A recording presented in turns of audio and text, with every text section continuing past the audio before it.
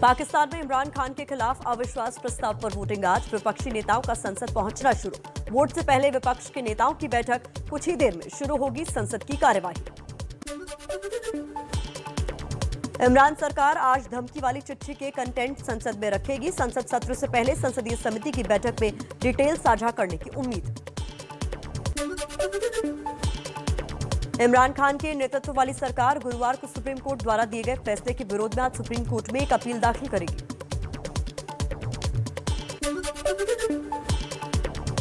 संसद में वोटिंग से पहले विपक्ष की भूमिका में आए इमरान खान। सुप्रीम कोर्ट के फैसले पर उठाए सवाल। कथित अमेरिकी साजिश और विपक्ष के खिलाफ कल देश भर में प्रदर्शन का ऐलान। इमरान खान ने एक बार फिर से की हिंदुस्तान की तारीफ। बोले, हिंदुस्तान खुददार देश, हम हिंदुस्तान जैसी विदेश नीति चाहते हैं। इमरान खान की ओर से भारत की जमकर तारीफ किए जाने पर विपक्षी पार्टी पीएमएल-एन की नेता मरियम नवाज का बयान। कहा, इमरान को भारत इतना पसंद है तो वही चले जाएं। आतंकी हाफिज सईद का बेटा तलहा सईद भी आतंकी घोषित। आतंक के लिए फंड जुटाने और आतंकियों को भर्ती कराने का काम करता है तलहा सईद। भारत में आतंकी साजिश में शामिल रहा है।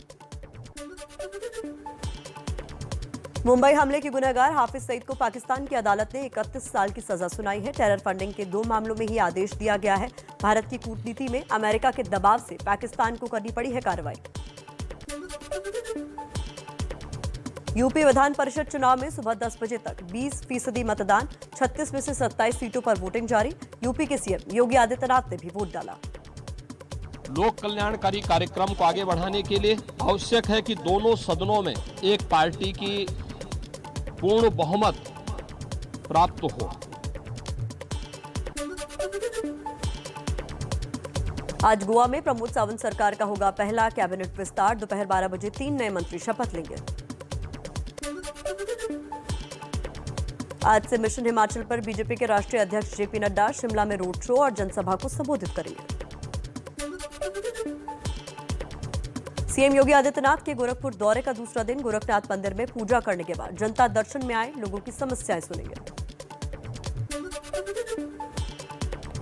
कांग्रेस सांसद राहुल गांधी ने महंगाई और बेरोजगारी को लेकर सरकार पर हमला बोला है। कहा, बीजेपी नफरत फैलाती है और नफरत फैलाकर अर्थव्यवस्था सुधारी नहीं जा सकती। जिस देश में हार्मनी नहीं होती है, शांति नहीं होती है, उस देश में महंगाई बढ़ेगी, उस देश में नफरत बढ़ेगी, इकोनॉमी चल ही नहीं सकती है, रोजगार मिल ही नहीं सकता। दिल्ली, महाराष्ट्र समेत 5 राज्यों में कोरोना के बढ़ते मामलों को लेकर केंद्र सरकार अलर्ट पर। केंद्रीय स्वास्थ्य सचिव ने सख्त निगरानी बनाए रखने को कहा। कल से 18 साल के ऊपर के लोगों को लग सकेगी कोरोना वैक्सीन की booster dose. Private vaccination centre पर लगेगी वैक्सीन। कुपोषण के खिलाफ अभियान पर कैबिनेट का फैसला। सरकारी योजनाओं में फोर्टिफाइड चावल दिया जाएगा।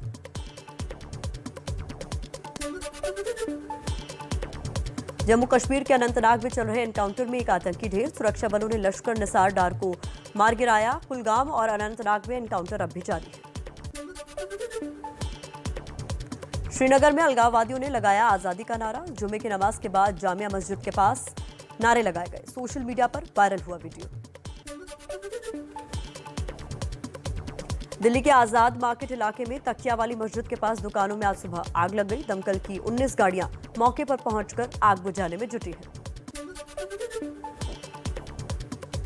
दिल्ली के आनंद पर्वत इंडस्ट्रियल इलाके में फैक्ट्री में लगी आग। फायर इंजन की 10 गाड़ियां मौके पर मौजूद। आग की वजह से फैक्ट्री में ब्लास्ट। फायर डिपार्टमेंट के 6 कर्मी घायल हुए। यूपी के हरदोई में कबाड़ के गोदाम में लगी भीषण आग। आग लगने से लाखों का सामान जलकर खाक हुआ। कड़ी मशक्कत के बाद आग पर काबू पाया गया। हिमाचल में गर्मी के साथ सूखे जैसे हालात। मार्च के महीने में कम बारिश होने की वजह से ऐसी स्थिति। मौसम विभाग के मुताबिक 14 साल में पहली बार इतनी कम बारिश हुई है।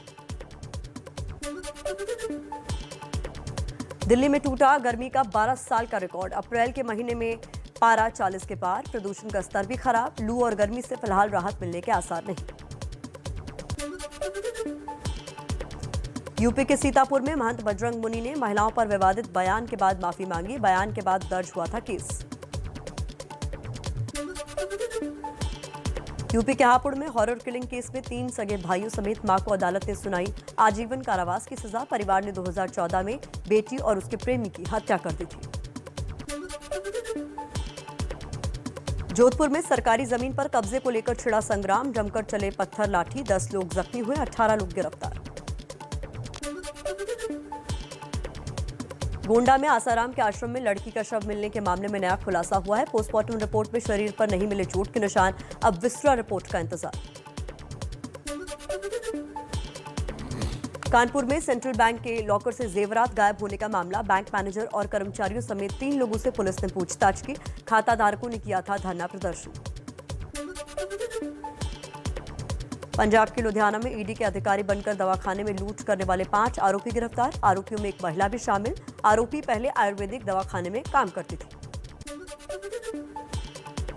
यूपी के बाराबंकी में बम मिलने की सूचना से मची अफरा तफरी। रेलवे स्टेशन पर एटीएफ को मिले 5 जिंदा बम। एक बम में धमाका हुआ, बाकी को डिफ्यूज किया गया। भारत श्रीलंका की मदद करने में रहा सबसे आगे। भारतीय उच्च आयोग ने कहा, जनवरी से लेकर अब तक 18,500 करोड़ की सहायता दी। पेट्रोल, डीजल, चावल और अन्य माध्यमों से मदद की गई। कोलंबो में आज शाम नागरिकों की बड़े प्रदर्शन की तैयारी। राष्ट्रपति राजपक्षे के इस्तीफे की मांग। श्रीलंका में सरकार के खिलाफ नहीं थम रहा लोगों का गुस्सा। बीती रात कोलंबो के ऐतिहासिक इंडिपेंडेंस स्क्वायर पर युवाओं ने प्रदर्शन किया। देश के मौजूदा हालातों पर चर्चा की। रूस यूक्रेन युद्ध के बीच भारत और अमेरिका के बीच अगले हफ्ते होगी 2+2 मीटिंग। 11 से 14 अप्रैल के बीच होने वाली इस बैठक के लिए भारत के रक्षा मंत्री राजनाथ सिंह और विदेश मंत्री एस जयशंकर अमेरिका जाएंगे।